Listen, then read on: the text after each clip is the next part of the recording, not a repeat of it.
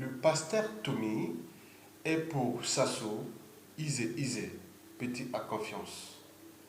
Mesdames, Messieurs, le pasteur Tommy et les dictateurs Denis Sassou Nguesso, même combat. Et pourquoi faire? Bon, il faut que je puisse vous faire connaître d'abord ces deux personnages et puis analyser le pacte criminel qui les lie et enfin comprendre les vrais enjeux. Mesdames, Messieurs, commençons d'abord par le personnage de Sassou Nguesso. Vous savez que le personnage de Sassou Nguesso est depuis la nuit des temps qu'il est aux affaires politiques au Congo, c'est-à-dire depuis 1970 à nos jours, fiché comme un faux canne, fiché comme patron des loges franc-maçonniques sacrificielles humains au Congo, grand maître indianiste, cannibale, Dracula, et désormais grand maître des bébés noirs. Mesdames, Messieurs, bon, quand on parle de Kani, Kani c'est souvent, on parle ça souvent dans la Kivette, la région de la Kivette centrale, et notamment dans les Tibimboshi, Kouyou, Makwa, etc., au périphérie, même peut-être sur les Lukuba. Oui, et quand on parlait de Kani, Kani ce fut une autorité morale, quelqu'un qui ne pouvait pas mentir, il ne pouvait pas tuer les gens, encore moins faire des sacrifices humains. Ce fut donc quelqu'un à qui on pouvait faire confiance. C'était des sages qui ne transformaient pas les gens en ce qu'ils ne sont pas, mais ils étaient là pour accompagner les gens en ce qu'ils sont dans leur espérance de vie. Mais or, Sassou Nguesso est le contraire de Kani, de cette philosophie morale et culturelle qui existait depuis la nuit des temps dans cette région nord du Congo-Brazzaville. Donc Sassou Nguesso a juste titre un faux Kani. Il a usurpé le titre de Kani. Donc c'est déjà un faux Kani. Bon, parlons aussi que vous savez que Sassou Nguesso est aussi le patron des loges franc-maçonniques sacrificielles, humaines à caractère indimbiste, dont il est gros maître, cannibale, Dracula, il boit du sang, il dépaisse les corps, il mange les parties sensibles des humains, dont les couilles, les yeux, le cerveau, le sexe et tout ça, vous connaissez. Il boit du sang. Donc son monde est tourné vers les ténèbres, vers la mort, la mort, la mort. Bien sûr qu'il regarde l'individu, l'humain, non pas comme humain, il nous regarde comme du bétail humain, quelqu'un à qui nous sommes devenus des produits de consommation courante, comme tout est comme un yaourt, comme on consomme de l'eau, la nourriture, voilà. Donc c'est comme ça. Donc Sassou est désormais fiché comme le grand maître du bébé noir. Vous savez, ces enfants dont certains n'ont même pas encore atteint l'âge de la raison.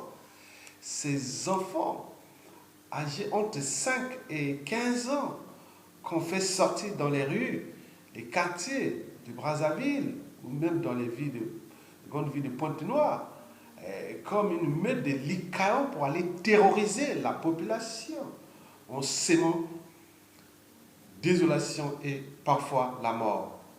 Sassou est donc ce qu'on dit en psychiatrie le comportement hystérique, individu au comportement hystérique, paranoïaque, à tendance psychopathe et sociopathe. Donc c'est un monstre froid qui tue sans état d'âme, soit par jalousie, soit par passion criminelle.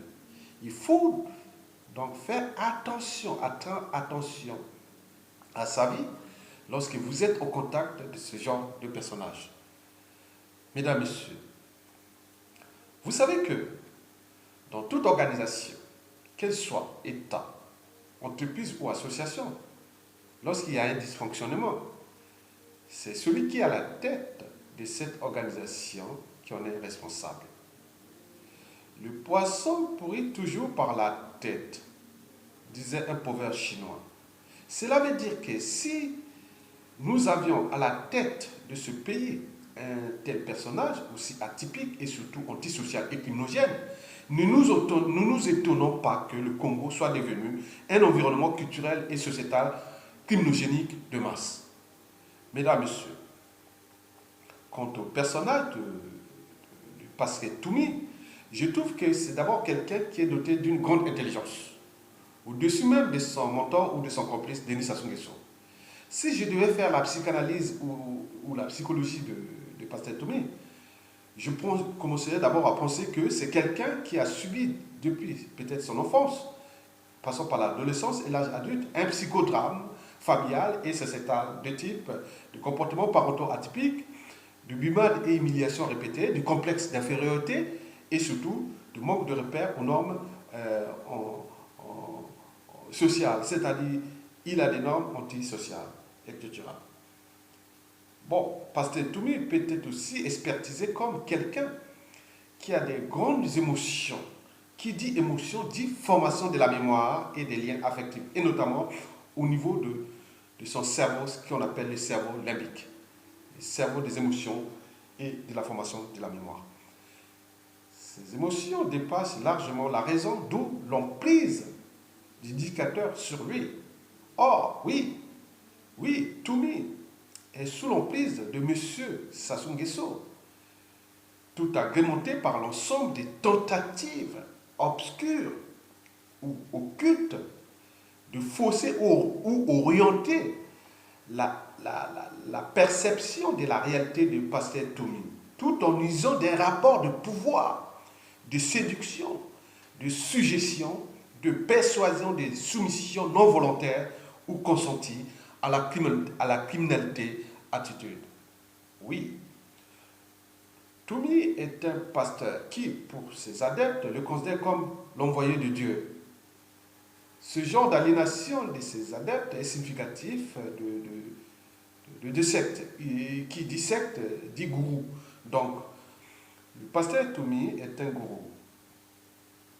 De quel ordre de Dieu? On se demande.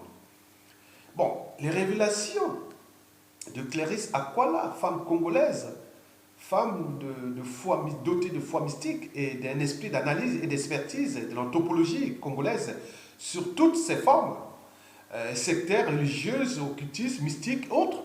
Bon, il m'a fait ça dans la dernière vidéo, parce que quand il parlait des pasteur Toumi, elle a dit qu'elle pensait que pasteur Toumi fait partie de l'ordre du temple solaire. Ah, le mot est trouvé. Quand Clarisse Akwala a parlé du temple de... Voilà. Du coup, mes souvenirs reviennent. Ah oui, en 1994, j'étais là, en action. On suivait ça en direct. Oui, Clarisse Akwala vient de mettre une révélation de ce que les Congolais ne pensaient pas.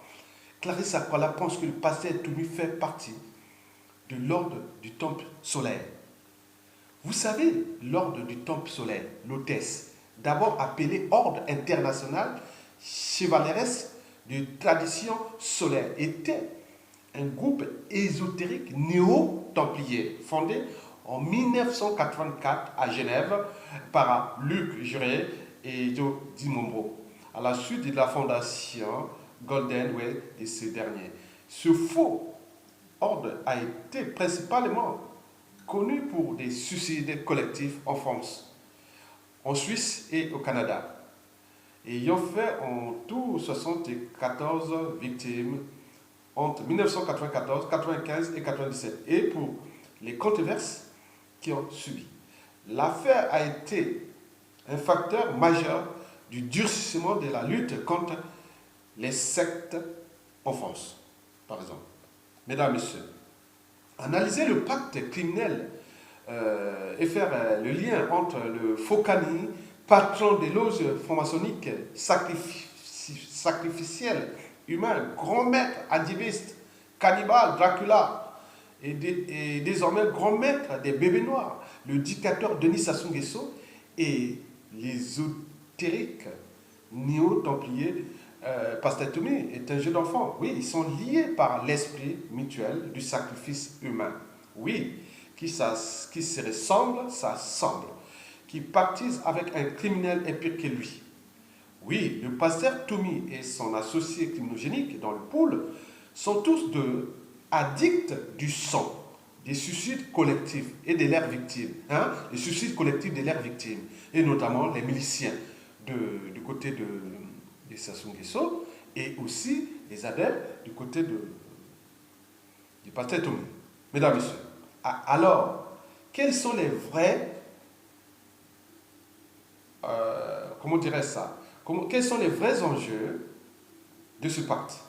Oui, vous savez que depuis le hold-up électoral des présidentielles illégalement anticipées du 20 mars 2016, M. 8%, le dictateur Sassou Nguesso et son clan s'emploient à faire non seulement diversion, mais également à sacrifier en masse des humains, et notamment dans le département du Pôle.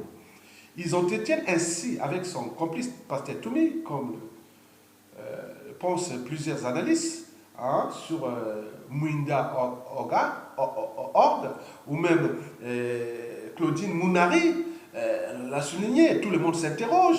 Comment on peut aller faire une guerre asymétrique et de terrorisme d'État dans le pôle, dans un pays qui est hyper cadré et surveillé dans une région? Et pourquoi on ne trouve pas le pasteur Toumi?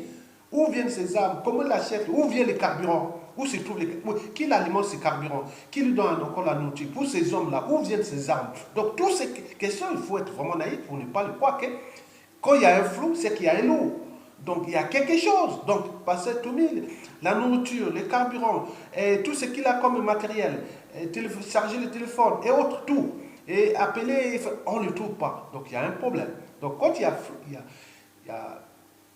quand c'est flou, il y a un loup. Il y a un problème. Mais derrière tout ce flou, mais il y a des vies qui sont en train d'être déclassées, déshumanisées et surtout, mais toute une région meurtrie.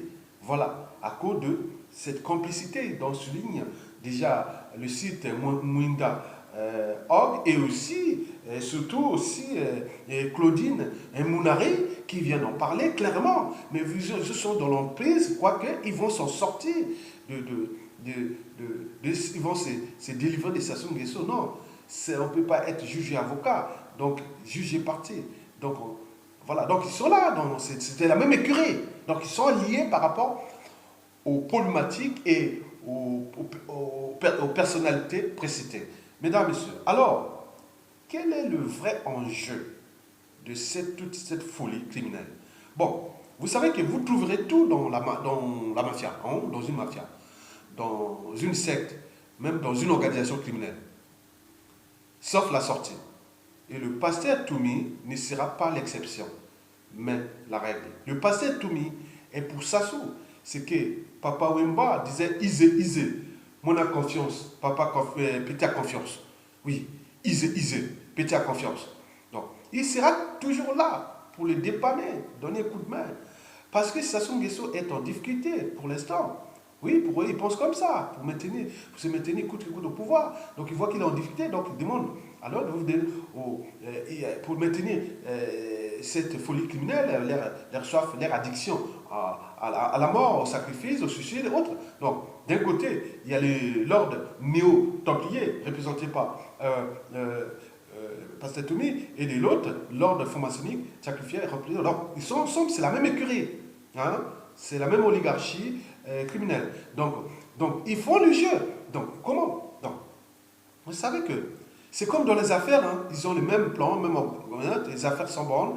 Bon, ils ont le même but, bon, suicide, voilà. L'autre, il veut sacrifier les humains. L'autre aussi, oui, moi je suis là. Donc, on rentre là. Ben, le problème, c'est que Pascal Toumi, les enjeux sont là. Donc, Pascal Toumi pense que Sassou dit non, mais tu vois les points de Larry Congo dans le pool, la guerre de 97, on a sacrifié beaucoup de Larry Congo et même jusque dans le Nibolek. Mais si je pars, tu t'en sortiras pas. Si je quitte le pouvoir, passer Toumi, tu t'en sortiras pas. Tu seras arrêté, même neutralisé, ou tout ce qu'on peut dire. Ils ont donné peut-être des informations entre eux là-bas. Donc tu t'en sortiras pas. Donc d'où l'enjeu d'aller ensemble dans le même suicide collectif. Mais on sacrifie puisque nous sommes. On a le même état d'esprit du sacrifice humain. Donc on peut tuer le monde. Donc l'humain au Congo, ces gens dans le pool ne sont plus des humains, c'est du bétail humain. Ça veut dire que ça devient comme des produits de consommation courante. Hein? Comme manger une cuisse de poulet ou ou une bonne viande, voilà. Donc pour eux, c'est ça. Donc plus il y a les sons, plus l'adrénaline est là, plus ils sont contents. Bon, donc le scénario, c'est ça. Donc, laissons le temps au temps, en ce moment, sachant que je pense que la situation est dans le statu quo, bien entendu, c'est bien.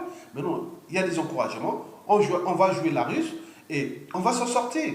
Donc, mais tu seras toujours vivant. Et moi, de là, qu'est-ce que ça peut faire? Moi, si on sacrifie des humains de mon côté, l'éducateur, et vous aussi, et de ton côté, tu sacrifies les humains, qu'est-ce que ça peut faire? Puisqu'on a la même philosophie, tu es néo-templier, voilà, et moi, grand Andibis, voilà. Donc, on s'entend, c'est ce point-là, on est sur la même ligne. Donc en réalité, la situation va se dégrader, hein, puisque nous ne sommes pas capables de, de, de déplacer cette guerre du pôle. Parce que sinon, si la guerre se passe dans le pôle, c'est l'entonnoir. Il va rester là jusqu'en 2021 et le pays complètement détruit. Donc cette guerre ne doit plus se passer dans le pôle. Parce qu'une guerre encore dans le pôle, ça veut dire que ces gars, Pasteur Toumi et Sassou, complices, et avec tous les faux opposants ou d'autres miliciens qui ont rentré dans la mêlée, hein, parce qu'il y a toute une économie là. Ils vivent de cette guerre-là, les gens s'enrichissent avec cette guerre-là. Même avec les indigènes fils de la région, du pôle. D'autres font les renseignements, d'autres ça, il y a une économie, ça devient un marché juteux dans cette région. Mais pour sacrifier en même temps, sacrifier l'humain, on crée des haines futures. Et donc, c'est dangereux. Donc, cette guerre-là ne doit plus se passer dans le pôle. Cette guerre-là doit quitter le pôle et revenir à Brazzaville ou l'amener soit à Oyo. Il n'y a que ça. Soit on l'a fait à Brazzaville ou on l'amène à Oyo. Donc, il n'y a plus de choix. Pourquoi aller faire une guerre dans le pôle? On massacre les gens là-bas, la situation dans le statu quo, il n'y a plus d'armée, et tout le monde là est en train de constater, pleurer, et ils sont en train de massacrer les humains. Donc c'est ça le problème. Donc nous devons ensemble se battre pour faire partie, mettre une action d'insurrection, parce qu'un dictateur n'a pas de concurrent à sa taille, tant que le peuple ne relève pas le défi. On vous a donné tout sur un plateau d'argent. On a tout donné. Qu'est-ce qu'on fait encore dire plusieurs fois? Prenez les militaires autres, trouvez les moyens autres là, parce que ce n'est pas le nombre de militaires trouvés, il y a 3 postes stratégiques. Les gens doivent se battre là-bas. La maison de la radio, pour contrôler l'information, l'aéroport de Mayamaya, et aussi le palais présidentiel. Mais le peuple de Brazzaville est 1,5 million d'habitants, où les victimes sont maintenant du nord au sud, de l'est à l'ouest. Qu'est-ce qu'on attend? Il va continuer à massacrer, parce qu'au Congo, si tu ne parles pas, tu meurs. Si tu parles, tu meurs. Alors parle et meurs. Si tu ne vas pas manifester, tu meurs. Donc là, on est en train de se dégrader, déshumaniser. Et vous êtes là en train de constater, pas de salaire, on va couper les salaires, il n'y a pas d'eau, il n'y a pas... Non, ça c'est l'indignation. L'indignation, c'est l'inaction. Le temps n'est plus à l'indignation, le temps à l'action. Mettez tout le monde, chacun reste dans son quartier. Je prends par exemple l'avenue de la Tchémé. Il y a des gens qui vont couper ces draps, vont mettre les pieds partout. Aucune voiture ne va plus passer. Les gens restent dans leur quartier. Il y a des quartiers stratégiques. Donc les gens vont bloquer, ils ne vont plus bouger.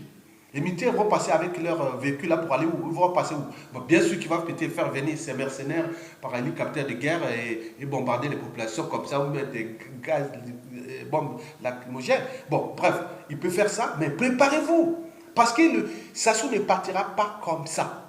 Parce qu'un dictateur, c'est un homme politique qui exerce tout le pouvoir de manière absolue, sans qu'aucune loi ou institution ne les limite dans le temps. Autrement dit, ça ne s'arrête pas. Ça ne s'arrêtera jamais. Sauf un soulèvement populaire, patriotique, soit un coup d'État salutaire. Ou enfin, on attend la mort du dictateur. Ou par accident ou naturellement. Donc pour la mort ou accidentellement, tellement qu'il est bien protégé, on attendra longtemps, jusqu'en 2040. Hein. Ces gens-là, ils vivent toujours longtemps. Hein.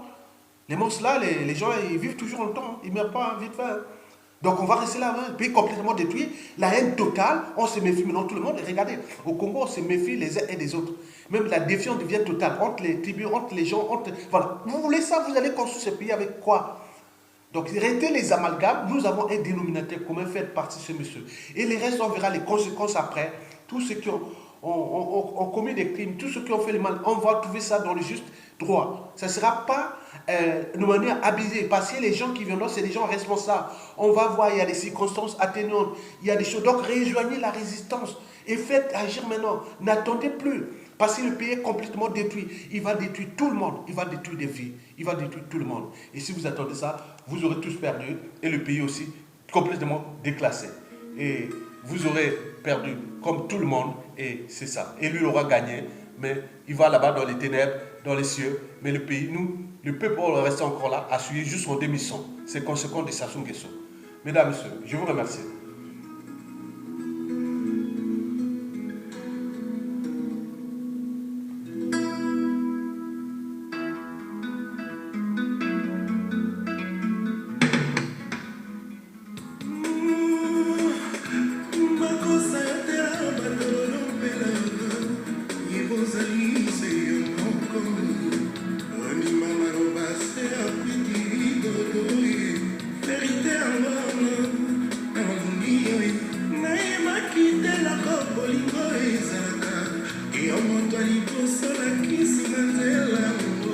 Nakomi kobanga